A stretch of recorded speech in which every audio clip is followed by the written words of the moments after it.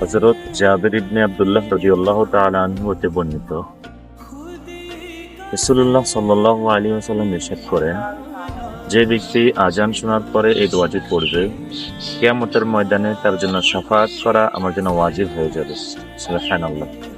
দোয়াটি হলো, আল্লাহুম্মা রাব্বা হাযিহিদ দা'ওয়াতিত তাম্মাহ ওয়াস সালাতিল কাইমাহ আতি মুহাম্মাদানিল ওয়াসিলাতা ওয়াল ফাদিলাহ ওয়াবআথহু মাকামান মাহমুদানিল্লাযী ওয়া'আদতাহ ইন্নাকা লা তুখলিফুল মিআদ।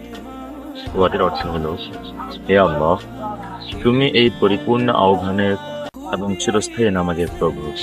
তুমি মুহাম্মদ সাল্লাল্লাহু আলাইহি ওয়াসাল্লামকে নৈকট্যের উসিলা, মহত্ব এবং চির প্রশংসিত স্থানে আবির্ভূত করো, যার ওয়াদা তুমি তাকে দিয়েছ।